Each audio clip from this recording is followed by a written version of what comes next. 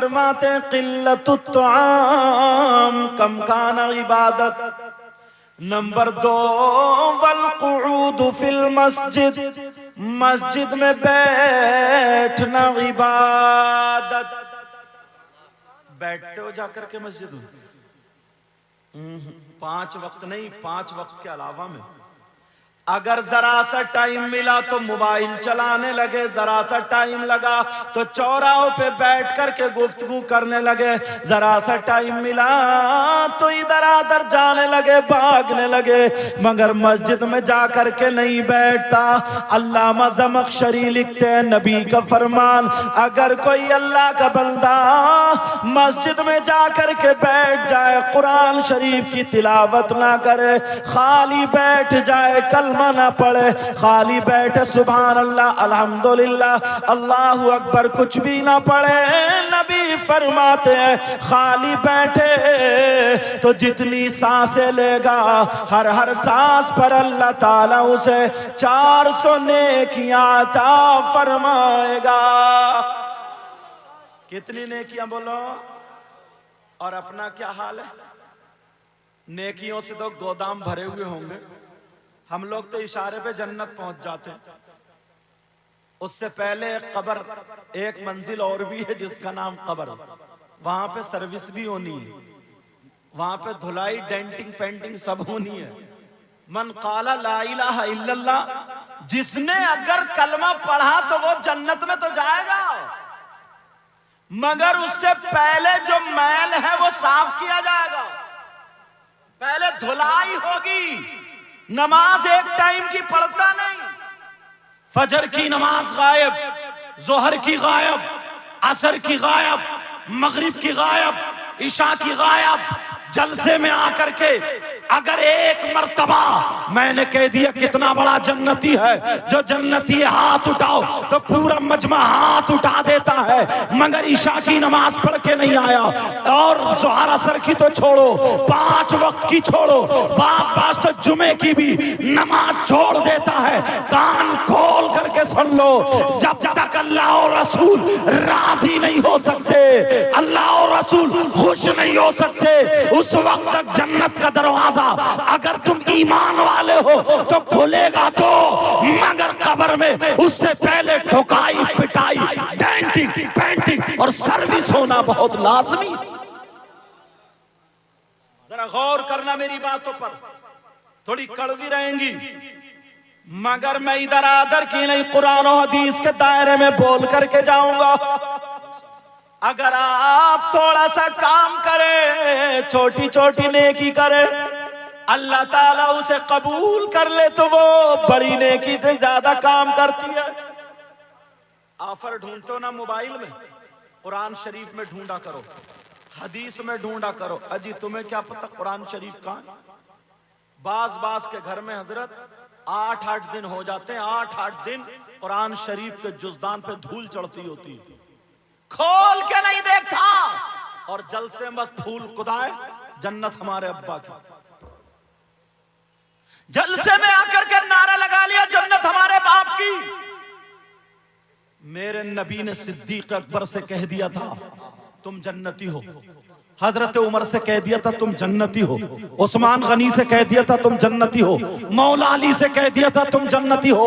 वो चलते फिरते जन्नती है, मगर कोई माई का लाल ये नहीं बता सकता कि कभी सिद्दीक अकबर ने उसके बाद नमाज छोड़ी हो, फारूक आजम ने कभी नमाज छोड़ी हो, उस्मान गनी ने कभी नमाज छोड़ी हो, मौला अली ने कभी नमाज छोड़ी हो, कभी किसी सहाबी ने नमाज नहीं छोड़ी, हसन हुसैन ने नमाज नहीं छोड़ी, शरीयत के खिलाफ कभी किसी सहाबी का कदम नहीं उठा, किसी वली का कदम नहीं उठा।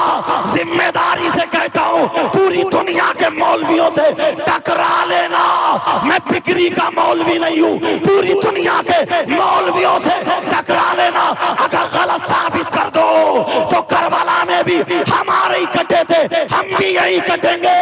गलत साबित कर दो तो मुंह मांगा इनाम, मुंह मांगा इनाम साबित ये करना है। अगर मैं ये बता करके जा रहा हूँ, जरा तवज्जो रखना मेरी तरफ, गौर करना मेरी तरफ। अगर जिससे नबी नाराज है उससे खुदा भी नाराज है, उसकी दुनिया भी बेकार है, उसकी आखिरत भी बेकार। आज तक किसी वली ने नमाज नहीं छोड़ी। और मैं जो कह रहा हूं, अगर कोई नमाजें छोड़े, शरीयत के खिलाफ हो, शरीयत के खिलाफ कदम उठाए, तो वो पानी पे तैरे, आग में चले, हवा में उड़े, समंदर में उड़े, आसमान में उड़े, वो वली नहीं हो सकता। या तो शैतान है या फिर जादूगर। या तो शैतान। नारे तकबीर, नारे रिसालत। अल्लामा मुफ्ती सैयद मुकीमुर रहमान साहिब मजाक बना के रख लिया दीन का और इस्लाम का। अल्लाह, मेरे नबी फरमाते मेरी उम्मत में 3 किस्म के गुनाहगार ऐसे हैं, अगर वो नमाज पढ़े तो उनकी नमाज कबूल नहीं होती। कभी सोचा कौन सा गुनाह है ऐसा? कभी अंधेरे में सोचा? फरमाते अगर रोजे रखे तो रोजे कबूल नहीं होते, ज़कात दे तो ज़कात कबूल नहीं, अगर हज करे तो हज कबूल नहीं, जलसा करे तो जलसा कबूल नहीं, तकरीर करे तो तकरीर कबूल नहीं, नात पढ़े तो नात कबूल नहीं, नारा लगाए तो नारा कबूल नहीं, कोई इबादत काबिल कबूल नहीं। कितने गुनाहगार है बोलो? 3 किस्म का। अगर इजाजत हो तो खोलूं? कहीं ऐसा तो नहीं है हम भी वही हो, हम नारे लगा रहे हैं और अपने गिरेबान में झांक के देख नहीं रहे? मेरी बात अगर हो तो गलत हो सकती है, इनकी हो तो गलत हो सकती है, मगर नबी की बात गलत नहीं। हदीस भी पढ़ दूं ताकि बात पक्की हो जाए। नबी फरमाते काला काला रसूलुल्लाह सल्लल्लाहु ताला अलैहि वसल्लम, ला यक़बलुल्लाहु अज़्ज़ा वजल सरफ़न वला अदला, आक़ु व मल्लान व मुकज़्ज़िबुन बिक़द्र। नबी फरमाते हैं मेरी उम्मत के 3 गुनाहगार ऐसे हैं जिनकी कोई इबादत काबिल कबूल नहीं। चाहे वो मौलाना हो, मुफ्ती साहब हो, मैं हूं या आप हो, अगर इस शिकंजे में आ गया तो गया। नबी फरमाते उसकी कोई इबादत, और पूरी दुनिया की बात गलत हो सकती है मगर मेरे नबी की बात गलत नहीं हो सकती। बोलो बोलो, नबी की बात गलत नहीं हो सकती। आप सोच रहे होगे यार कितना बड़ा गुनाहगार ऐसा होगा कि वो गुनाह कर ले। कौन सा गुनाह ऐसा है कि वो गुनाह कर ले फिर नमाज पढ़े तो नमाज कबूल नहीं, रोजा रखे तो रोजा कबूल नहीं, ज़कात दे तो ज़कात कबूल नहीं, हज करे तो हज कबूल। कौन सा ऐसा गुनाह? सोच रहे होगे शराब पीने वाला होगा? नहीं। सोच रहे होगे चोरी करने वाला होगा? नहीं। सोच रहे हो किसी को कत्ल करने वाला होगा? नहीं। फिर कौन सा? कम से कम 20% लोग हम में हैं। कितने परसेंट है बोलो? अल्लाह अल्लाह। लेकिन टटोलो तो, ढूंढो तो, तलाशो तो। अब किससे पूछोगे? किसी मौलाना से पूछोगे तो उसकी गलत हो सकती है, मगर नबी से पूछो, आका से पूछो। आका फरमाते नंबर 1 दिल की तख्ती पे नोट करके ले जाना सारे गुनाह एक तरफ, मगर ये गुनाह कभी मत करना। नबी फरमाते हैं नंबर 1 जिसकी नमाजें कबूल नहीं, रोजे कबूल नहीं, कोई चीज कबूल नहीं। नबी फरमाते कौन है वो सुनो, अला कुली वालिदैही, वो कोई और नहीं है। आप समझ रहे होंगे पता नहीं कौन सा गुनाहगार है, वो सिर्फ वो है जो अपनी माँ को सताता है, अपने बाप को सताता है, जो माँ बाप का कहना नहीं मानता, जो माँ बाप को तकलीफ देता है। एक मर्तबा तुम्हें नमाज तो पढ़ते हो मगर उससे पहले ये देखना पड़ेगा कहीं हमारे माँ बाप तो नाराज नहीं है, हमारे हाथ तो चूमते हो ये देखना पड़ेगा कहीं माँ बाप तो नाराज नहीं है। ये कोई मौलाना का बयान नहीं है, ये नबी का फरमान है। अगर जिसके माँ बाप नाराज है उसका नबी भी नाराज, उसका खुदा भी नाराज। और मैं ये कहता हूँ अगर जिसके माँ बाप नाराज, उसका नबी नाराज, उसका खुदा नाराज, तो वो कितनी नमाजें पढ़े, कितने जलसे करे, कितनी तकरीरें करे, कितनी नाते पढ़े, अगर माँ बाप नाराज, नबी नाराज, खुदा नाराज, तो वो खाने काबा में अगर खिलाफ पकड़ के चूम चूम के मर जाए तब भी वो बेकार, उसकी दुनिया भी बेकार, उसकी आखिरत भी बेकार। अगर कामयाब बनाना है, पहली सीढ़ी है कि माँ बाप को अपने राजी करना। नारे तकबीर, नारे रिसालत, अज़मते वालिदैन, तालीमाते इस्लाम, इस्लाहे मुआशरा कॉन्फ्रेंस। बेटा यहाँ बाबू, यहाँ ये क्या पहने हो? निकाल दो। चांदी की 4.5 माशा से कुछ कम। चांदी समझ रहे? चांदी की 4.5 माशा से कम एक अंगूठी मर्द के लिए एक नग वाली पहनना जायज है। मसला सुनो, तवज्जो रखो। एक अंगूठी, वो भी चांदी की, और 4.5 माशा से कुछ कम मर्द के लिए एक नग वाली एक अंगूठी पहनना जायज है। इसके अलावा किसी भी चीज की अंगूठी या छल्ला पहनना जायज नहीं। मसला समझ गए? और हमारे यहाँ तो पीरी ऐसे कि 10 उंगलियों में 10 अंगूठियां पहने फिर रहा।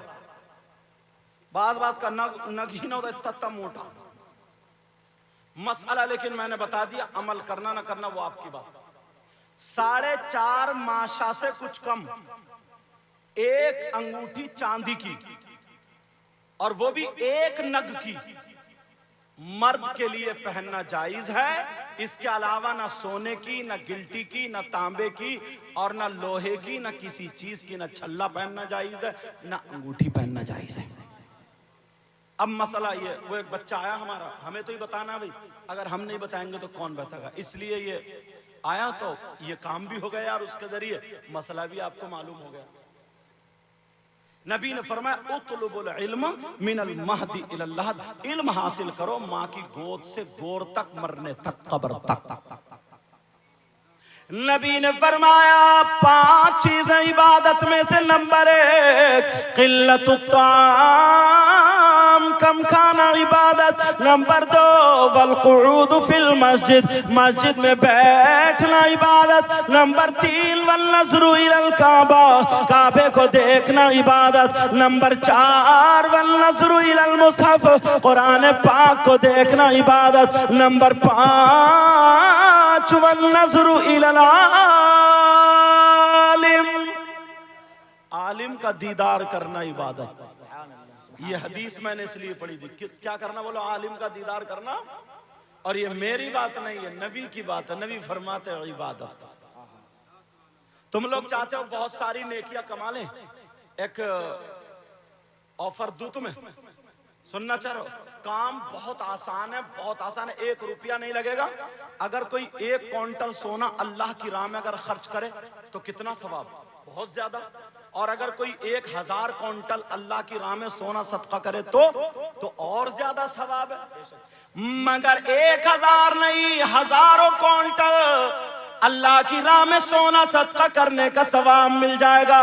पहले ये सुनो, अंबिया और रसूलों के बाद सबसे अफजल वाला जात का नाम सैयदना हजरत अबू बकर सिद्दीक रज़ी अल्लाह ताला अन्हु। इनका मामला क्या था? ये जुमे के दिन मस्जिद को अजान से पहले जाते थे और मस्जिद को तैयार कर दिया करते थे। मस्जिद को झाड़ते थे, पोंछते थे, मस्जिद को साफ किया करते थे, मस्जिद की सफे बिछाते थे, मस्जिद को नमाजियों के लिए दुल्हन बना दिया करते थे। सारे नमाजी आकर के बैठते थे। इनका नंबर कभी पहली सफ में, कभी दूसरी, कभी तीसरी, कभी चौथी, 5वीं सफ में। इनका यही मशगला था। लेकिन एक दिन क्या हुआ, एक सहाबी ने आका की बारगाह में अर्ज किया, कहा आका जरा इतना बता दे, सोने आका जरा इतना बता दे, अबू बकर ऐसा क्यों करते हैं? मस्जिद को झाड़ते हैं, पोंछते हैं, कोई हदीस नहीं है, कुरान की आयत नहीं है, मगर ये क्यों साफ करते हैं? इसका मामला क्या है? अबू बकर सिद्दीक के जहन में क्या चल रहा है? तो कयामत तक के मुसलमानों के लिए नबी ने बयान फरमा दिया, चाहे वो अब कहीं का भी हो, लेकिन तुम सुनो, नबी बयान फरमाते हैं, जुमे का दिन है, मिंबर शरीफ पर खड़े हो करके आना के लाल बयान फरमाते हैं, अगर कोई मोमिन बंदा जुमे के दिन मस्जिद को झाड़ेगा, पोंछेगा, साफ करेगा, साफ करने के बाद एक मुट्ठी कूड़ा निकाल करके अगर ये बाहर फेंक देगा तो नबी फरमाते हैं उसे इतना सवाब मिलेगा जितना ओहद पहाड़ की बराबर सोना सदका करने का सवाब मिलता है। याद रखो, पूरी दुनिया गलत हो सकती है मगर नबी का फरमान गलत नहीं हो सकता। नारे तकबीर, नारे रिसालत, माशाअल्लाह, वाह वाह वाह। कभी तुमने इन नौजवानों को बताया कि बेटा ये हमारी कौम के नौजवान हैं, इन्हें तैयार करना चाहिए कि बेटा अजान से आधा घंटा पहले जाके मस्जिद को झाड़ पोछ के साफ कर दे। पूरी दुनिया गलत हो सकती है मगर नबी का फरमान गलत नहीं हो सकता। पीर का भी फरमान गलत हो सकता, मेरा भी तुम्हारा भी, मगर आका का फरमान गलत। जा करके मस्जिद को झाड़ दे, पोंछ दे, साफ कर दे, मस्जिदों के नमाजियों के लिए मस्जिद को तैयार कर दे, मगर एक भी नहीं। हालात तो ये, अगर कोई सदर बन गया, कोई सेक्रेटरी बन गया तो मालूम है क्या होता है। जुमे के दिन अगर जाके देखे कहीं जाला लगा तो कमर पे हाथ रख के कहता इमाम साहब क्या तुम्हें ये जाला नहीं दिख रहा? या तो मदरसे के बच्चे साफ करेंगे या मोहद्दिन साहब या इमाम साहब। तुम सदर हो गए, सेक्रेटरी हो गए, तुम्हारा मर्तबा सिद्दीक अकबर से ज्यादा हो गया क्या? उस्मान गनी से ज्यादा हो गया, मौला अली से ज्यादा हो गया, हसन हुसैन से ज्यादा हो गया, गौसे पाक से ज्यादा हो गया, गरीब नवाज से ज्यादा हो गया? अरे मर्तबा तो ऊंचा मस्जिद में झाड़ू लगाने से ही होता है। क्या बात, वाह वाह वाह। झाड़ू लगाने से, मस्जिद में झाड़ू लगाओगे, जितना मस्जिद को साफ करोगे उतना अल्लाह ताला तुम्हारे दिलों को साफ कर देगा। लेकिन अब मैं तुम्हारी तरफ आना चाह रहा हूं, एक हदीस ऐसी पढ़ूंगा कि कलेजा मुंह को आ जाएगा। पहले यह हदीस मेरे नबी, सुन लेना जरा तवज्जो से, एक एक बात पॉइंट उठाऊंगा और आप तक पहुंचने की कोशिश करूंगा। अच्छा, मेरी बोली समझ में आ रही है आपको? मैं बहुत ज्यादा तेज तो नहीं बोल रहा हूं, सबकी समझ में आ रही? अगर आ रही है तो अल्हम्दुलिल्लाह बोलो ताकि सवाब मिले। ठीक है, अल्लाह आपको सलामत रखे। एक मर्तबा ना, लोग जिनके घर में लड़कियां होती थी ना, लड़कियां, तो लोग अपने आप को कमतरी का शिकार हो जाते थे और हकीर समझते थे। जैसे आज भी अगर जिसके घर में 4-5 बेटियां हो, उसके बाप को नींद नहीं आती है कि मैं शादी कैसे करूंगा। बोलो है कि नहीं? मगर मेरे नबी ने साहबा के दरमियान बयान फरमाया, मेरे जानिसारो चाहने वालों, परेशान मत तो लड़कियों को बुरा मत समझो। अगर जिसके घर में 3 बेटियां हो और वो उनकी सही परवरिश कर दे तो वो जन्नत का हकदार। 3 बेटियों की वजह से जन्नत। अब फिर एक सहाबी खड़े हुए, आका अगर जिसकी 2 हो तो? नबी ने फरमाया उनकी भी सही परवरिश कर दे तब भी जन्नत का हकदार। एक सहाबी खड़े हुए, आका अगर जिसकी 1 हो तो? नबी ने फरमाया सही परवरिश कर दे तो वो भी जन्नत का हकदार। अब ये बताना ये था बेटियों की वजह से कहां जा रहे हो? बोलो जन्नत का हकदार बन रहा, मगर कब? जबकि बेटियों की सही परवरिश करे तब। बेटियों की परवरिश सही हो तब जन्नत का हकदार। ये हदीस हो गई। मगर दूसरी हदीस सुनो, नबी फरमाते सलासा ला यदखुलूनल जन्ना अला कुल्ली वालिदै वद्दयूस वरजुलतुन निसा। नबी फरमाते हैं 3 लोग जन्नत में नहीं जा सकते। एक तो माँ बाप का नाफरमान जन्नत में नहीं जा सकता, दूसरा दयूस जन्नत में नहीं जा सकता। ये भी सुनो, अगर नबी जिसको जन्नत से रोक दे तो कोई पीर जन्नत में नहीं ले जा सकता। अगर नबी जिसको जन्नत से रोक दे कोई मुफ्ती जन्नत में नहीं ले जा सकता। अगर नबी जिसको जन्नत से रोक दे कोई मौलाना मुकर्रिर जन्नत में नहीं ले जा सकता, कोई नाजिम जन्नत में नहीं ले जा सकता, कोई शायर जन्नत में नहीं ले जा सकता। अगर नबी जिसको रोक दे तो कोई माई का लाल, मैं तो ये कहता हूँ उसकी नमाजें भी जन्नत में नहीं ले जा सकती। अगर नबी मना कर दे तो रोजे ज़कात भी जन्नत में नहीं ले जा सकते। नबी फरमाते हैं दयूस जन्नत में नहीं जा सकता। अब जरा सुनो, तुम सोच रहे होगे ये दयूस कहाँ का रहने वाला है, ये कौन रहने वाला, किसके बारे में नबी फरमाते? अरे दयूस कौन है? दयूस वो माँ बाप है जिनकी बेटियां आवारा घूम रही है। दयूस वो माँ बाप है जिनकी बेटियां बेपर्दा घूम रही है। दयूस वो माँ बाप है जिनकी बेटियां दूसरे लड़कों से मोबाइलों पे चैटिंग और सेटिंग कर रही है। दयूस वो माँ बाप है जिनकी बेटियां बेपर्दा घूम रही है। अभी मैं निकल के आया, कई लड़कियां भी मेले में घूम रही है, मेले ठेलो दुकान मैदान में घूम रही है, इनके माँ बाप से पूछो। अगर कहीं मेला हो, लड़कियां मेकअप कर करके जा रही है। अगर कहीं जलसा हो, उसमें भी जा रही है। अगर कहीं उर्स हो, उसमें भी लड़की लड़के इतने जलसे में नहीं बैठते हैं जितने मेलों ठेलों में घूमते। मैं इस बाप से पूछना चाहता हूँ, क्या कभी तुमने सोचा, नबी फरमाते हैं अगर जिसकी बेटियां आवारा घूम रही हो, जिसकी बेटियां बेपर्दा घूम रही हो, जिसकी बेटियां फैशनीले कपड़े पहन रही हो, जिसकी बेटियां मोबाइल पे दूसरे लड़कों से बातें कर रही हो, वो माँ बाप दयूस है। उसके चालो चलन पहनावे से, रहन सहन से माँ बाप राजी है, तो वो माँ बाप दयूस है, दयूस है, दयूस है। और नबी फरमाते हैं दयूस जन्नत में नहीं जा सकता। अब कितनी नमाजें पढ़ो, कितने रोजे रखो, कितनी ज़कात दो, अगर जिसकी बेटियां आवारा घूम रही है वो दयूस है, वो माँ बाप जन्नत में हरगिज नहीं जाएगा। अरे क्या पैगाम हो गया, वाह वाह वाह वाह वाह। नारे तकबीर, जोर से बोले, नारे का जवाब दे। नारे रिसालत, पैगाम इस्लाम। वाह वाह वाह। मैं हर बात या तो हदीस पे लाऊंगा या कुरान शरीफ पे। तवज्जो रखना, आज कलेजा फट जाता। तुम्हारे यहाँ शादी हो, देख लो, अगर 50 लड़कियां हो तो एक भी ढंग के कपड़े नहीं पहने होगी। वो जिसका वो खड़ा होगा खूंटा, वो बाल किसी का आगे को, किसी के पीछे को, किसी चुटिया दुपट्टा यहाँ होगा, अपने जिस्म की नुमाइश करती हुई घूमती होंगी। इस अब्बा से पूछो आंखों में चर्बी आ गई है क्या? इस बाप से पूछो।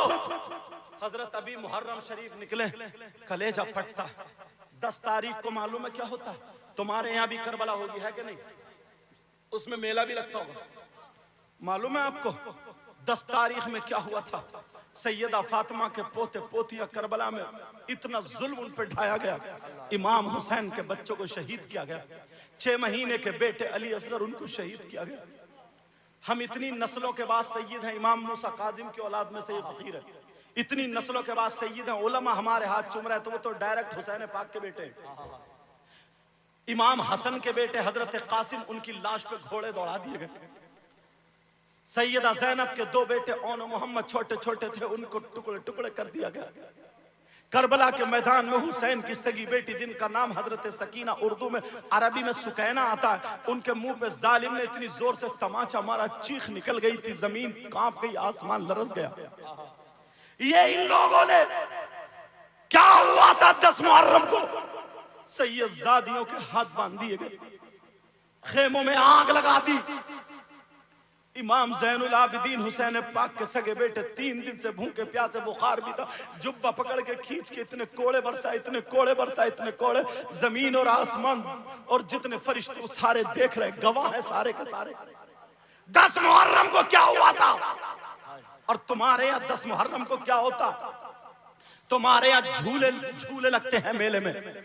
तुम्हारे यहाँ मेले में दुकान, करबला में दुकानें लगती हैं। तुम्हारे यहाँ मिठाई की दुकानें हैं, तुम्हारे यहाँ खिलौनों की दुकानें हैं, तुम्हारे यहाँ चूरन चाट के पत्तों की दुकानें हैं, तुम्हारे यहाँ जलेबी टूट रही है, तुम्हारे यहाँ गोश्त के कबाब तले जा रहे हैं। अरे तुम्हारे यहाँ लड़की और लड़के मेले में जाकर के एक दूसरे के कोनिये मार रहे हैं, मोबाइलों पे बातें कर रहे हैं, जिस्मों पे हाथ डाले जा रहे हैं। मैं पूछना चाहता हूँ, तुम कौन से एंगल से हुसैनी हो? इतना बताओ। 10 तारीख को क्या हुआ था? तुम्हारे यहाँ पर क्या हो रहा? ये लफंगे कुछ गुंडे लड़के तेरी मेरी बहन बेटियों को तकने जाते हैं। मैं पूछना चाहता हूँ, क्या इनके घर में इनकी माँ नहीं है? इनके घर में इनकी बहन नहीं है? इनके घर में इनकी भतीजी नहीं है? अगर शर्म है तो अपनी माँ के जाके कपड़े उतार, अपनी खाला से आंखें लड़ा, अपनी बहन के कोनी मार, अपनी भतीजी के धक्का मार। अगर हिम्मत है, जैसे तेरी बहन की इज्जत है वैसे दूसरे की बहन बेटी की इज्जत है। अरे 10 तारीख को क्या हुआ था? वहां से ये शादियों के खेमे में आग लगा दी थी और तुम मस्तियां ले रहे हो, इटखेलियां खेल रहे हो और तुम कहते हो जन्नत हमारे बाप की है, जन्नत में हम जाएंगे। जरा होश में आओ। ये यहूद और नसारा की सोच थी। इन्होंने सोचा 72 करबला में थे, दीन और इस्लाम के झंडे को लहरा दिया। अगर बच्चों को देना पड़ा उन्होंने दे दिया, अपनी जानों को देना पड़ा उन्होंने दे दिया। भूखे प्यासे रह लिए, घर को लुटाना पड़ा, लुटा लिया। करबला वालों से कोई नहीं जीत सकता। यहूदियों ने और नसरानियों ने ये मिशन उठाया, मुसलमानों को करबला वालों के रास्ते से हटा दो। अरे आज तो 72 है, जब ये 72 लाख होंगे तो घर घर में इस्लामी झंडा लहरा जाएगा। ओ मुसलमानों, तुम्हें पता भी नहीं चला, तुम्हें ढोल में लगा दिया, तुम्हें ताशों में लगा दिया, तुम्हें खेल कूद में लगा दिया, तुम्हें मोबाइल में लगा दिया, तुम्हें दूसरों की बहन बेटियों के टकने में लगा दिया, तुम्हें लड़ाई झगड़ों में लगा दिया, पुलिस केस में लगा दिया, तुम्हें गुरूर तकब्बुर घमंड में लगा दिया, तुम्हें ये बता दिया ये इस्लाम है। कान खोल के सुनो, वो हुसैनी नहीं हो सकता। अरे हुसैनी वो है अगर खाए तो उसके खाने की अदा बोले नबी नबी, उसके पीने की अदा बोले नबी नबी, उसके चलने की अदा बोले नबी नबी, उसके सोने की अदा बोले नबी नबी, उसकी हर हर धड़कन बोले नबी नबी। दुनिया कहे कि जब गुलाम ऐसा है तो फिर नबियों का इमाम कैसा? नारे तकबीर, नारे रिसालत। जागो जागो, बहुत खेल लिए हो तुम, बहुत कूद लिए हो तुम, बहुत नाच लिए हो तुम। इन उलमा से पूछो, अल्लाह ये बाप इतना सीधा बाप है, ये सारी कमीज बाप की, क्योंकि जवान बेटी, बगैर शादीशुदा बेटी, कुंवारी बेटी, तुझे मोबाइल देने की क्या जरूरत है? बोल, बेटी को मोबाइल क्यों दिया? किस लिए दिया? इसलिए दिया कि ले बेटी बात करती रही है। किससे बात करेगी? किससे चैटिंग करेगी? 3 रोटी खाते हो, 1.5 की अकल रखो। किसी की बेटी ऐसी है जो फैक्ट्री चल रही है, जिसका कारखाना चल रहा, ट्रेनें चल रही है, बसें चल रही है, हवाई जहाज चल रहे हैं, क्या चल रहा है? क्यों दिया बेटी को मोबाइल? कुछ बातें माइक पे बोलने की नहीं होती। कितनी लड़कियां गैर मुस्लिम लड़कों से टच होकर चली गई। होश की पियो ये उलमा जो बाहर निकल मद्रास, चेन्नई वगैरह जाते हैं, लोगों को पता होगा। तुम तो घर में रह रहे हो। इन उलमा से पूछो कितनी मेहनतें करनी पड़, कितनी लड़कियां मुसलमान थी, धर्म चेंज, धर्म परिवर्तन खत्म, खलास। तुम्हें क्या पता? ये बाप बेटी को मोबाइल क्यों दिया है मुझे बताओ। जिस लड़की ने, इस बस्ती का क्या नाम है हजरत? जगदीशपुर। जो लड़की कभी जगदीशपुर से निकल के बाहर नहीं गई, उसके पास बंबई का फैशन कहां से आया? बोलो। उसकी आस्तीन कैसे खुली, उसका गला कैसे खुला, उसके चलने का ढंग फिल्मों जैसा, खाने का ढंग फिल्मों जैसा, पहनने ओढ़ने का ढंग फिल्मों जैसा, कहां से आया? बोलो। है हिम्मत जवाब देने की? नहीं दोगे। मैं तुम्हें खुदा खुदा के कहता हूं, अरे बड़ा जन्नती, तो ये भी नोट उछल उछल के देते रहेंगे। सच में अब तो हम जन्नती हो गए। लेकिन जब मैं छील के रखता हूं ना, जो डॉक्टर होता है ना, मैल पड़ जाता, वो कट मारता तो दर्द होता, तकलीफ होती है ना, फिर दबाता तो और तकलीफ होती, लेकिन जब मैल निकल जाता तो सुकून से आराम से सोता। अभी तुम्हें तकलीफ जरूर हो रही है, मुझे वही डॉक्टर समझो। समाज में जो मैल पड़ गया ना, मैल, वो दबा दबा के निकाल रहा हूं। तकलीफ जरूर हो रही है, मगर कब्र में आराम से सो गए इंशाअल्लाह। इंशाअल्लाह। ये बेटी को मोबाइल क्यों दिया? मुबारकबाद के लायक है कमेटी वाले, इन्होंने जो आज ये जलसा किया। मगर सुनाना तो उन लोगों को था, ये तो अच्छे अच्छे रह गए। जो ज्यादा नचकइये है ना, जैसे बैंड बाजा बज जाए, घोड़ों की तरह नाच रहे हैं, डीजो पे नाच रहे हैं, वो नचकइये तो चले गए। मगर कोई ना कोई तो उस टाइम पे बोलता ही। लेकिन सुनो, बेटी को मोबाइल किसने दिया? ये बाप ने दिया, बाप ने। मैं पूछना चाहता हूं, ये खाने का ढंग फिल्मों जैसा, पहनने ओढ़ने का ढंग फिल्मों जैसा कहां से आया? ये इसी मोबाइल की देन है। कितनी लड़कियां आज बर्बाद हो गई, फैशनीले कपड़ों पे आ गई, लगता ही नहीं मुसलमान की बेटी है। अगर तुम्हें देना है ना, इनके हाथों से मोबाइल लेकर के दीनी किताब दे दो, इस्लामी किताब दे दो। अगर पढ़वाना है इन्हें बुखारी शरीफ पढ़वाओ, पढ़वाना है इन्हें तिरमिजी शरीफ पढ़वाओ, इब्ने दाऊद पढ़वाओ, इब्ने दाऊद शरीफ पढ़वाओ, इब्ने माजा पढ़वाओ, पढ़वाना तो मुस्लिम शरीफ पढ़वाओ। और नीचे तक अगर आ जाओ, सैयदा फातिमा की जिंदगी पढ़वाओ, हजरत मैमूना की जिंदगी पढ़वाओ, हजरत हफ्सा की जिंदगी पढ़वाओ, हजरत ज़ैनब की जिंदगी पढ़वाओ, हजरत सफिया की जिंदगी पढ़वाओ, हजरत रुकैया की जिंदगी पढ़वाओ, गौसे पाक की माँ की जिंदगी पढ़वाओ, गरीब नवाज की बेटी की जिंदगी जिंदगी पढ़वाओ, साबिर पाक की माँ की जिंदगी पढ़वाओ। क्या तुम्हारे यहाँ लड़कियों के मदरसे नहीं है? जरूर होंगे, लड़कियों के मदरसे जरूर होंगे। आज मोबाइलों से निकाल कर मदरसों में दाखिल कर दो, इनके हाथों में दीनी किताब होगी। अगर ये हमारी बेटी सैयदा फातिमा की जिंदगी को पढ़ेगी तो अब ये मोबाइलों में नहीं बल्कि ये किताबों में देखेगी। सबसे अच्छी लड़की कौन है, सबसे ज्यादा खूबसूरत लड़की कौन है, सबसे बेहतर लड़की कौन है। तो कभी तो गौसे पाक की माँ आएंगी, कभी गौसे पाक की बेटी आएगी, कभी गरीब नवाज की बेटी आएगी, और आगे पढ़ेगी तो कभी नबी की बेटी हजरत फातिमा आएंगी, कभी सैयदा ज़ैनब आएगी। खुदा की कसम, अगर हमारी बेटी सैयदा फातिमा की जिंदगी को पढ़े तो खाएगी हमारी बेटी लेकिन ढंग फातिमा का होगा, पिएगी हमारी बेटी ढंग फातिमा का होगा, सोएगी हमारी बेटी ढंग फातिमा का होगा, उठेगी बैठेगी हमारी बेटी ढंग फातिमा का होगा, चलेगी फिरेगी हमारी बेटी ढंग फातिमा का होगा।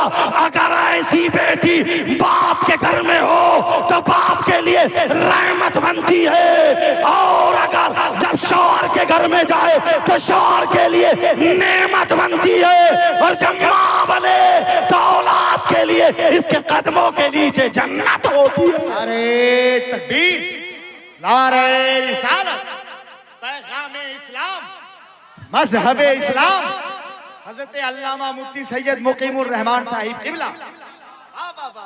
लोग डॉक्टरी पढ़ के आते तो हॉस्पिटल बनाते, MBBS करके आया मुझे हॉस्पिटल बनाना, MD करके आया हॉस्पिटल, BOMS हॉस्पिटल बनाना।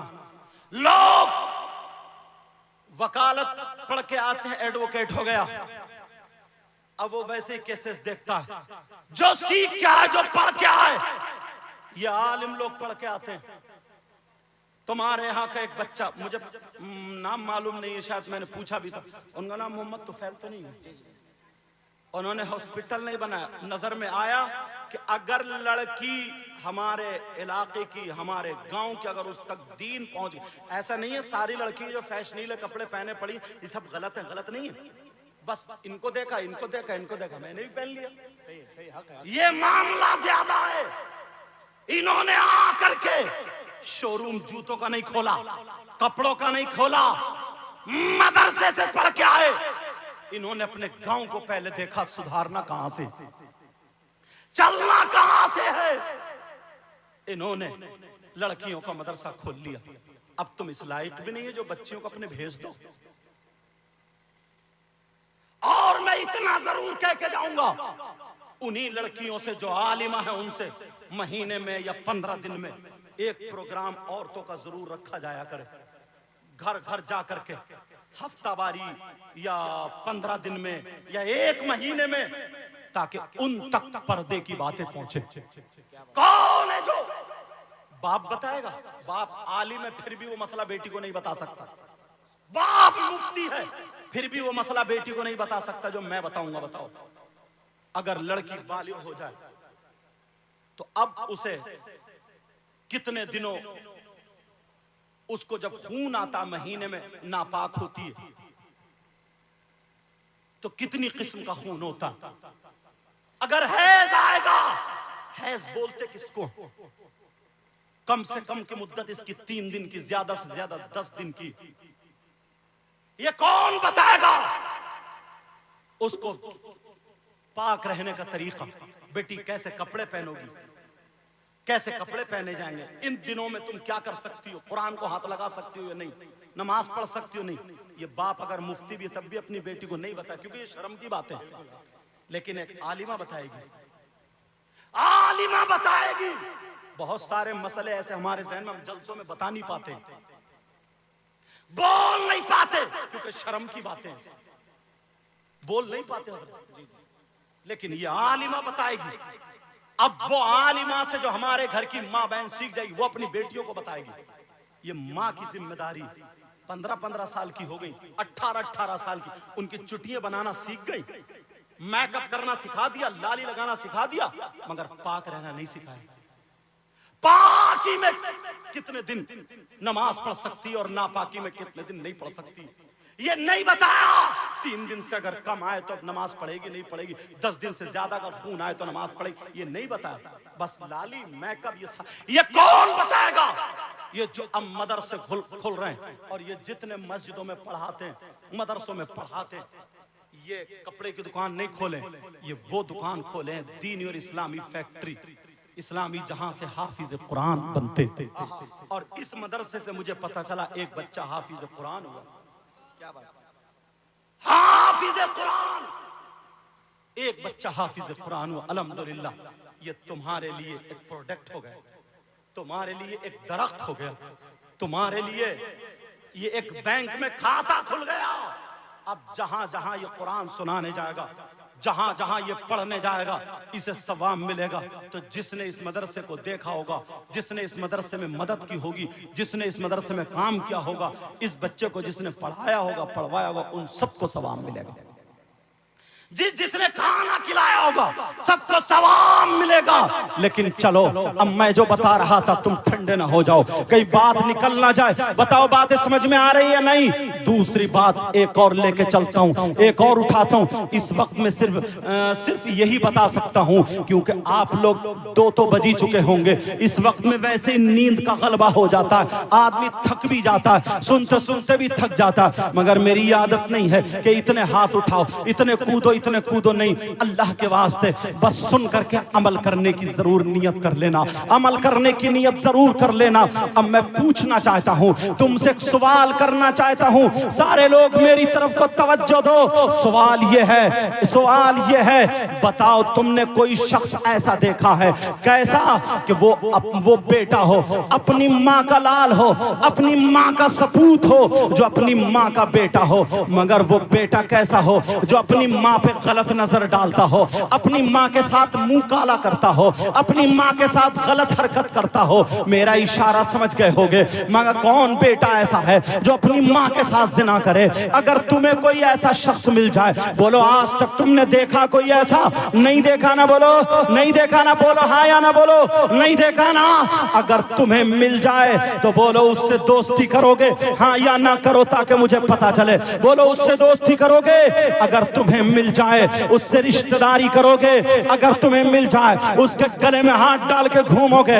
अगर तुम्हें मिल जाए उसे क्या एक प्लेट में खिलाओगे? बोलो नहीं खिला सकते। मगर तुम में से अगर कोई हो तो बोलो आज तौबा करोगे? मुझसे पूछो, मैं बताता हूँ। मुसलमानों में आज ऐसे 5% लोग हो गए हैं। आप कहेंगे कैसी बात कर रहे हैं हजरत, हमारी 40 साल की उम्र हो गई, हमारी 50 साल की उम्र हो गई, मगर हमने ऐसा कोई नहीं देखा। अगर हमारे गांव में हो तो उसे निकाल के भगा देंगे, उसके गले में जूतों का हार डालेंगे, जो अपनी माँ के साथ गलत नजर, गलत हरकत करने जैसा हो। अब सुनो, मुसलमानों में 5% है, बल्कि मैं कम करके कह रहा हूँ इससे भी ज्यादा होंगे। आप कहेंगे कौन है वो? अगर इजाजत हो तो मैं बताऊं। ये किसी मौलाना की बात नहीं बताऊंगा, किसी आलिम की बात नहीं बताऊंगा, किसी पीर की बात नहीं बताऊंगा। मैं वो उनकी बात बताऊंगा जिनको कोई झुठला ही नहीं सकता, जिनको कोई रद्द नहीं कर सकता, जिनके बारे में कोई ये नहीं कह सकता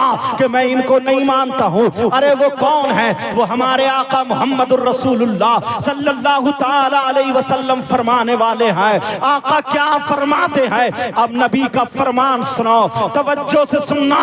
वो कौन शख्स है जो अपनी माँ के साथ गलत हरकत करने जैसा, इससे जलील इंसान कोई नहीं हो सकता, इससे बुरा इंसान कोई नहीं हो सकता, इससे नालायक इंसान कोई नहीं हो सकता, इससे खबीस इंसान कोई नहीं हो सकता। बोलो क्या इससे खबीस से बुरा इंसान हो सकता? क्या नहीं हो सकता। लेकिन कौन है? अब जरा सुनो प्यारे, तुमने नाम सुना होगा सूद और ब्याज का। बोलो नाम सुना है नहीं सुना? सूद और ब्याज का। कितने लोग सूद और ब्याज का कारोबार करते हैं? मुसलमानों में सूद और ब्याज का कारोबार करते हैं। तुम्हारे यहाँ जमीन है, काश्तकारी कमाई होती होगी। याद रखना, जमीन रहन पर रखी जाती है। उसका एक तरीका यह है, अगर किसी ने 2 एकड़ जमीन ली और 2 एकड़ जमीन लेने के बाद 2 साल के लिए 3 साल के लिए 2 लाख रुपए पे ले ली, फिर उसके बाद टाइम पूरा हो गया छोड़ दी, ये भी जायज है। अगर किसी ने ये कहा मैं 10 क्विंटल अनाज दूंगा या 50 क्विंटल, जितने पे तय हो गया तो ये भी जायज है।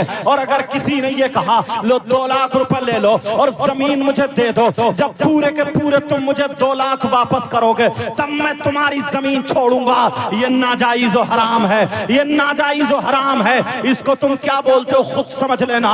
गांवों में कुछ मीटिंगें चल रही हैं, गांवों में कुछ पार्टियां चल रही हैं, गांवों में कुछ चिटे चल रही हैं। बेटे मीटिंग का मामला ये है, मैं तुम्हें समझा दूं, तुम खुद समझ जाओगे। 10 लोग इकट्ठे हो जाते, इकट्ठे होने के बाद हर महीने में 10-10 हजार रुपए जमा करते हैं। 10-10 हजार रुपए जमा करने के बाद अब जब 1 महीना होता है तो उसकी बोली लगती है। कोई 90 हजार पे उठा रहा है, कोई 80 हजार पे उठा रहा है, कोई 85 हजार पे उठा रहा है। बोलो ऐसा होता नहीं होता है? उसको क्या बोलते हैं तुम्हारी जबान में मुझे पता नहीं, क्या बोलते हैं यहाँ पर? मेरे यहाँ तो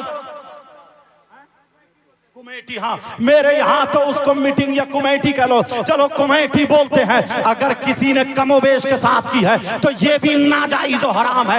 ऐसा लुकमा खिलाना बच्चों को हराम है। तुम जो 20 हजार बचे या 10 हजार बचे फिर वो 10 बांट लेते हैं। हाँ अगर तुमने 20 लोगों की या 10 लोगों की कमेटी बनाई और कमेटी बनाने के बाद 10-10 हजार जमा किए, 10 लोगों के 1 लाख हो गए। अब पूरे के पूरे 1 लाख इस महीने इन्होंने उठा लिए, अगले महीने इन्होंने उठा लिए, अगले महीने इन्होंने उठा लिए। 1-1 लाख रुपए पूरे के पूरे, 1 रुपया न कम न ज्यादा। ये जायज है, ये जायज है, ये जायज है, लेकिन कम में उठाना ये नाजायज और हराम है, समझ रहे? और अगर एक ही महीने में इन्हें भी जरूरत है और इन्हें भी और इन्हें भी, अब तीनों में से एक ही उठा सकता, क्या करे? तो कमोबेश के साथ नहीं उठा सकते। अगर कमोबेश के साथ उठाया तो ये नाजायज और हराम है। और अगर हाँ किसी ने पत्ती डाली, कुरा डाला, कुरा डालो, जिसका नंबर आ जाए वो उठा लो, ये जायज है, जायज। मैं वो तरीके बता रहा हूं जिसमें लोग ज्यादा गिरफ्तार हैं। अब किसी ने, किसी के पास रुपया पैसा है, उसने 10 हजार दे दिए, फसल करो, अपने धान लगाओ, गेहूं लगाओ। जब धान आ गए तो 12 हजार के गेहूं ले लिए या धान ले लिए या मकई ले ली 12 हजार की, पैसे 10 दिए थे लेकिन 12 हजार लिए। ये रुपया सूद पे देना है, ये नाजायज और हराम है। अब सूद और ब्याज का मतलब समझ गए होगे। कितने लोग खा रहे हैं? मैंने 5% बताया है, लोग ज्यादा खाते हैं। लेकिन सुनो, नबी से सहाबा ने पूछा आका इतना बताए सूद और ब्याज का गुनाह कितना है? अब नबी फरमाते हैं उसके गुनाह के 70 टुकड़े हैं। एक हदीस में 73 का जिक्र आता है। एक इतना बड़ा हिस्सा, एक इतना बड़ा, इतना बड़ा, इतना बड़ा, इतना बड़ा, इतना बड़ा, 70 हिस्से हैं। यहाँ से लेकर के इस खंबे से इस खंबे तक 70 हिस्से रख दो। सबसे छोटा वाला इधर, उससे बड़ा उसकी बराबर में, उससे बड़ा, उससे बड़ा, उससे बड़ा, उससे बड़ा, उससे बड़ा, सबसे बड़ा। अब बड़े की तरफ से आओ, सबसे बड़ा, फिर उससे छोटा, उससे छोटा, उससे छोटा, सबसे छोटा।